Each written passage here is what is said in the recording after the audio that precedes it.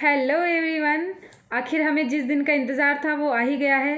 राजस्थान लोक सेवा आयोग अजमेर के द्वारा विस्तृत विज्ञापन जारी करके राजस्थान राज्य एवं अधीनस्थ संयुक्त प्रतियोगी परीक्षा 2021 के कुल 988 पदों हेतु ऑनलाइन आवेदन पत्र आमंत्रित किए जा रहे हैं। ये पद स्थायी एवं विभाग से प्राप्त कुल रिक्त पदों का सेवावार वर्गवार विवरण जो है वर्गीकरण इस प्रकार दिया गया है हमारे पास। तो राज्य सेवा के जो कुल पद इस बार आए हैं वो है राजस्थान प्रशासनिक सेवा के 76 पोस्ट आई है। और इसके अलावा हम बात करें राजस्थान पुलिस सेवा के 77, राजस्थान लेखा सेवा 32 और इसी प्रकार आप देख रहे हैं कि नीचे राजस्थान सहकारी सेवा, राजस्थान नियोजन सेवा, इस प्रकार से सारी सेवाओं के काफ़ी सारे पोस्ट इस बार आए हैं। और इसके बाद बात करें तो टोटल जो राज्य सेवा के पोस्ट आई हैं वो आई है 363 और अधीन सेवा के पद जो आए हैं वो आपके आए हैं 625। तो देखा जाए तो बहुत अच्छी पोस्ट आई है। आप लोग चाहे तो मेहनत करके और अपने लक्ष्य को प्राप्त कर सकते हैं। उसके बाद हम देखें कि आखिर क्या योग्यता होगी, क्या आयु सीमा है इसके अंतर्गत और कौन ये एग्ज़ाम दे सकता है। तो हम बात करें आगे चल के तो हम देखते हैं इसमें ये सारी आपकी योग्यताएं दे रखी विस्तृत विज्ञापन है। आप इसको अच्छे से अध्ययन कर लें। और शैक्षणिक अर्हता संबंधी जो प्रावधान किया गया है वो ये है कि उक्त पदों की अपेक्षित शैक्षणिक अर्हता के अंतिम वर्ष में सम्मिलित हुआ हो, यानी जो ग्रेजुएशन कर रहे हैं ग्रेजुएशन के अंतिम ईयर में वो जो है सम्मिलित हुआ हो या फिर सम्मिलित होने वाला हो, ये व्यक्ति जो होगा ये प्री के लिए आवेदन करने के लिए पात्र होगा। किंतु आयोग द्वारा आयोजित मुख्य परीक्षा से पहले उसको शैक्षणिक अर्हता अर्जित करने का सबूत देना होगा, नहीं तो वह अपात्र माना जाएगा। अब बात करते हैं आयु सीमा की। तो आरएस का एग्ज़ाम देने के लिए आपकी आयु सीमा कम से कम आप 1/1/2022 को न्यूनतम 21 वर्ष और अधिकतम 40 वर्ष तक की आयु वर्ग में आप शामिल होने चाहिए। और फिर इस आयु वर्ग में हम देखें तो कुछ श्रेणियों को इससे छूट भी दी गई है, जैसा नीचे दे रखा है कि SC ST OBC और आर्थिक रूप से कमज़ोर वर्ग के पुरुषों के लिए 5 वर्ष की इसमें छूट दी गई है। और राजस्थान की SC ST अन्य पिछड़ा वर्ग, अति पिछड़ा, आर्थिक रूप से कमज़ोर वर्ग की महिलाओं को जो है इसमें 10 वर्ष की छूट मिली है। और सामान्य वर्ग की महिला को भी 5 वर्ष की छूट दी गई है। और विधवा और परित्यक्ता जो महिलाएं हैं उनके लिए कोई भी अधिकतम आयु सीमा नहीं है, वो जब तक चाहे ये एग्ज़ाम दे सकते हैं। उसके बाद हम देखें आगे नेक्स्ट हम बात करें तो इसमें राजस्थान राज्य के क्रियाकलापों के संबंध में जो है आगे बात कर रहे हैं। तो ये जो है सब्सटेंटिव तौर पर कार्य कर रहे व्यक्तियों के मामले में अधिकतम आयु सीमा 45 ईयर्स होगी। और उसके बाद हम देखें कि आयु सीमा के बाद हम जो हमारा नेक्स्ट है वो है चयन प्रक्रिया। चयन प्रक्रिया क्या होगी? तो इसमें जो चयन प्रक्रिया है इसमें वो आपकी होगी प्रतियोगी परीक्षा और साक्षात्कार के माध्यम से किया जाएगा। जैसे प्री का जो एग्ज़ाम आपका होगा वो ऑब्जेक्टिव होगा, उसके बाद मेंस आपका रिटन होगा और उसके बाद जो थर्ड स्टेज इसकी है वो है आपका इंटरव्यू जो कि 100 मार्क्स का होता है। परीक्षा का स्थान और माह अभी डिसाइड नहीं है। आपका सेंटर कहाँ आएगा ये आपको बाद में पता चलेगा। और आपका एग्ज़ाम कब होगा इसकी डेट अभी नहीं आई है। RPSC जब भी ये डेट जारी करेगी तो आप लोग RPSC की साइट पे जाके ये डेट देख सकते हैं। उसके बाद बात करें परीक्षा योजना और पाठ्यक्रम। तो परीक्षा वस्तुनिष्ठ रूप से होगी। प्रारंभिक परीक्षा जो है वो आपकी वस्तुनिष्ठ होगी और ऑनलाइन ऑफलाइन दोनों ली जाएगी। इन्होंने इस बार जो है वैकेंसी में ये चीज़ डाली है। प्रारंभिक परीक्षा के सभी प्रश्न वस्तुनिष्ठ प्रकार के होंगे, यानी 4 ऑप्शन होंगे प्रत्येक के और आपको उनमें से किसी एक पे टिक करना होगा। अगला देखिए मुख्य परीक्षा वर्णनात्मक रूप से ली जाएगी, यानी कि रिटर्न होगी। आपको इसके आंसर्स लिखने होंगे और खुद से कॉपी के अंदर, तो ये रिटर्न होगा। विस्तृत पाठ्यक्रम आयोग की वेबसाइट पर प्रत्यक्ष से जारी किया जाएगा कि आगे चल के जो आपका है नया सिलेबस क्या होगा। पहले जो सिलेबस डाला हुआ है वो 2018 का है, हो सकता है इस वाली वैकेंसी 2021 के लिए ये सिलेबस चेंज करके डालें, तो वो जल्दी ही ये लोग अपलोड कर देंगे। जब भी ये अपलोड करेंगे मैं आप लोगों को जानकारी इसकी दे दूँगी। उसके बाद बात करें आवेदन की अवधि। तो ये शुरू हो रहे हैं आपके आवेदन 28 जुलाई 2021 से 27 अगस्त 2021 की रात 12 बजे तक।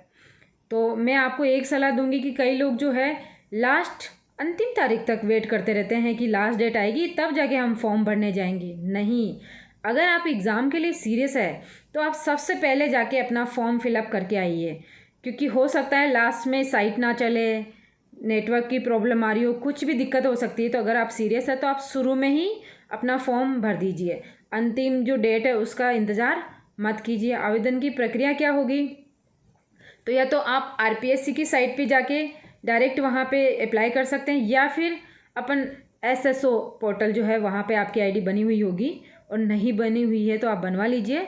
वहाँ से लॉगिन करके आप सिटीजन ऐप्स में जाएंगे तो वहाँ रिक्रूटमेंट पोर्टल जो होता है उसका चयन आपको करना होता है, और उससे आप आवेदन कर सकते हैं। और इसमें जो काफ़ी सारे जो अच्छे से इसकी वो दे रखी है डिटेल इन्होंने, इसको आप ध्यान से पढ़ लें। इसके अलावा हम बात करें कि संशोधन भी आप करवा सकते हैं। और परीक्षा शुल्क क्या रहेगा, सबसे इम्पोर्टेंट जो नेक्स्ट आपका क्वेश्चन रहता है वो ये है कि परीक्षा शुल्क क्या होगा। तो इसमें हर कैटेगरी के लिए अलग अलग परीक्षा शुल्क दिया हुआ है। जैसे कि हम बात करें कि जो सामान्य वर्ग है उसके लिए जो परीक्षा शुल्क है वो है आपका 350। उसके बाद हम बात करें, इसमें भी क्रीमी लेयर और ओबीसी, अति पिछड़ा वर्ग, ये सारे शामिल है। उसके बाद अपन सेकंड बात करें तो राजस्थान के नॉन क्रीमी लेयर श्रेणी के अन्य पिछड़ा वर्ग, अति पिछड़ा वर्ग और आर्थिक रूप से कमज़ोर के आवेदन के लिए आपको 250 चार्ज करना होगा। और इसके बाद बात करें निःशक्त जन, राजस्थान की SC ST और जिनकी पारिवारिक आय 2.5 लाख से कम है, तो वो ऐसे आवेदक जो है आवेदन के लिए पे करना होगा उनको ओनली 150 रुपीज़। और TSP क्षेत्र के SC ST और 12 जिले की जो समस्त तहसीलों के सहरिया आदिम जाति है, सहरिया जनजाति जो है 12 जिले में ही पाई जाती है। आपको ये चीज़ें जो है जीके में पढ़ने को मिलेगी, या फिर आप पहले से जानते होंगे। तो उनके लिए भी आवेदन की फ़ी जो है वो है आपके 150 रुपीज़। नेक्स्ट हम बात करें तो अगला हम बात करें कि इसमें जो एग्ज़ाम का जो स्ट्रैटेजी रहेगी या स्कीम जो है एग्ज़ाम की वो क्या है। तो इसमें 2 एग्ज़ाम होंगे आपका, पहला होगा आपका प्रेलिमिनरी एग्ज़ाम और सेकंड होगा आपका मेन एग्ज़ाम। तो प्री जो है उसके लिए आपका सब्जेक्ट होगा general knowledge and general science.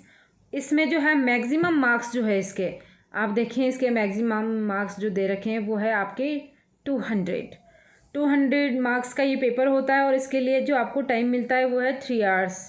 और नेक्स्ट हम बात करें मेंस की, तो मेंस की हम जब बात करें तो इसमें आपके होते हैं 4 paper, paper first, paper second, paper third और पेपर फोर्थ। फर्स्ट पेपर जो है आपका जनरल स्टडीज़ फर्स्ट, सेकंड और थर्ड, ये जो है प्रत्येक पेपर आपका 200 मार्क्स का है। और पेपर फोर्थ है ये भी 200 मार्क्स का है। पेपर फोर्थ में आपके जनरल हिंदी जो कि 120 नंबर की होती है, और जनरल इंग्लिश जो कि 80 मार्क्स की होती है। अब आप बात करें तो इसमें जो सबसे ज़्यादा मार्क्स जो आते हैं, जो आपकी मेरिट डिसाइड करने में बहुत हेल्प करते हैं, वो है आपका पेपर फोर्थ। तो हिंदी के लिए मैं आपको कुछ बुक्स बताऊंगी, जैसे राघव प्रकाश है, एक राजस्थान बोर्ड की 9 से 12 तक व्याकरण की बुक चलती है तो हिंदी की, वो दोनों आप ले लें, उनसे आप बहुत अच्छे से हिंदी की तैयारी कर सकते हैं। इनके ऊपर मैं एक और सीरीज़ लेके आऊँगी जिसमें आपको बुक्स बता दूँगी सारी, तो आप वो बुक्स सारी कलेक्ट करके, अगर आपके पास पहले से ही है तो बहुत अच्छी बात है, नहीं है तो आप उन ऑथेंटिक बुक्स को पढ़ के अपनी तैयारी कर सकते हैं। फिर नेक्स्ट हम बात करें तो आपका हो जाता है उसके बाद पर्सनैलिटी और वीवो वॉस जो एग्जामिनेशन आपका, यानी कि इंटरव्यू, जो आपका इंटरव्यू होगा वो 100 मार्क्स का होता है। और इंटरव्यू की तैयारी एक दिन में आप नहीं कर सकते हैं। इंटरव्यू की तैयारी आपकी पर्सनैलिटी होती है, वो आपके फैक्ट नहीं चेक करना चाह रहे हैं क्योंकि वो प्री में कर चुके हैं। आपका कोई रिटन एग्ज़ाम चेक नहीं करना चाह रहे हैं कि इनको कितनी नॉलेज है, क्योंकि वो प्री और मेंस दोनों में आपका वो कर चुके हैं।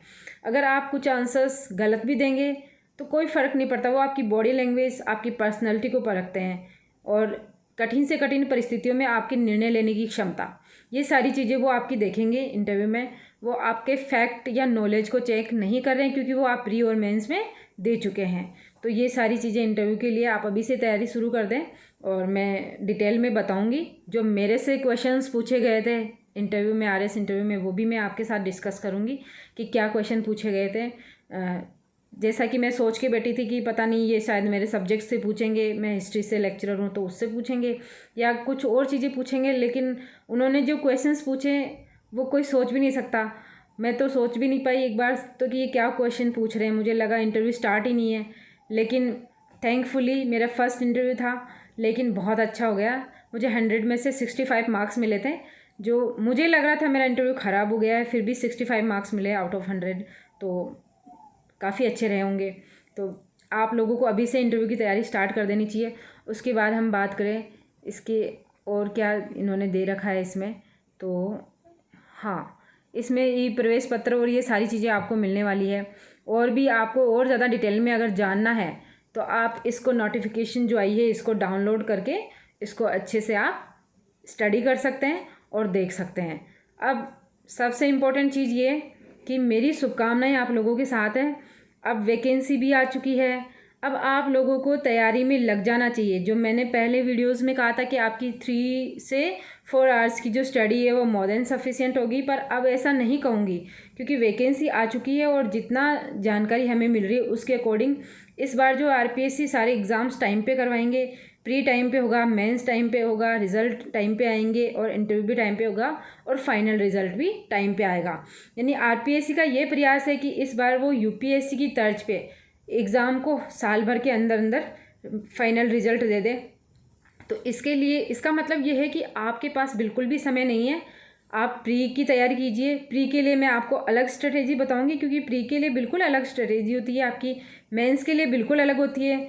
तो मैं अभी भी आपको यही सजेशन दूंगी कि आप जो है मेंस की तैयारी कीजिए। प्री के लिए तो आपको थोड़ा सा बहुत ज़्यादा अलग नहीं सोचने की ज़रूरत है, हल्की सी स्ट्रेटेजी आपको चेंज करनी होगी। आपको मेंस तैयार करना होगा क्योंकि आप प्री का रिज़ल्ट आने के बाद मेंस तैयार नहीं कर सकते हैं।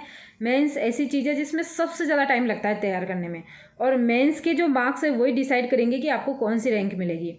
तो मेंस में बहुत ज़्यादा डिफरेंस नहीं आता है, 5 या 10 नंबर या 20 नंबर के अंतर से आप टॉप रैंक हो सकते हो और लोअर रैंक भी हो सकते हो। जैसा कि आप खुद चाहें तो पुराने जो रिज़ल्ट आए हैं उनको आप देख के कंपेयर उनको कर सकते हैं। इसलिए मैं आपको एक ही सलाह दूंगी कि आप जो है अभी मेंस की तैयारी में लग जाइए। नोट्स अपने प्रिपेयर कर रखें तो बहुत अच्छी बात है, नहीं कर रखें तो जो ऑथेंटिक बुक्स मैं आपको बता रही हूँ और मैं बता चुकी हूँ फर्स्ट वीडियो में और भी बता दूंगी, तो उनको आप पढ़ के अच्छे से अपने नोट्स तैयार करें और आंसर राइटिंग प्रैक्टिस स्टार्ट करें। आंसर राइटिंग में आपको कुछ नहीं करना है, बहुत ज़्यादा भूमिका नहीं बांधनी है, सजावटी लैंग्वेज यूज़ नहीं करनी है। आपको जो आरपीएससी का जो पैटर्न है वो ये है कि आपसे वो फैक्ट चाहते हैं, सिंपल सी बात है, वो आपसे फैक्ट चाहते हैं। तो आपको ज़्यादा से ज़्यादा उसमें फैक्ट लिखने हैं और वो भी ऑथेंटिक बुक्स में से, क्योंकि मैंने जहाँ तक नोटिस किया जो कई सारे क्वेश्चंस ऐसे आ रहे हैं जो आरपीएससी या फिर एनसीईआरटी की बुक्स में से क्वेश्चन आ रहा है। जब क्वेश्चन वहाँ से आ रहा है तो आंसर भी वो वहीं से ही चाहेंगे। तो आपका आंसर अगर वहाँ से मैच नहीं हो रहा है, कहीं और से आप लिख रहे हो, गाइड में से आंसर लिख रहे हो, तो फिर आपको उतने मार्क्स नहीं मिलेंगे जितनी आपने मेहनत की है। तो इस वीडियो में इतना ही। उम्मीद करती हूँ कि आप सब लोग जो है अच्छे से तैयारी में लग जाएंगे। और वीडियो अगर अच्छा लगा हो तो लाइक कर दीजिए, शेयर कर दीजिए और मेरे चैनल को सब्सक्राइब कर लीजिए ताकि मैं समय समय पर आप लोगों को गाइड कर सकूं। और इसके बाद और भी कुछ जानकारी है जो मैं अब नेक्स्ट वीडियो में आपको देना चाहूँगी। तो तब तक के लिए धन्यवाद। पढ़ते रहिए, मेहनत करते रहिए, सफलता एक दिन ज़रूर मिलेगी। हिम्मत हारना नहीं है।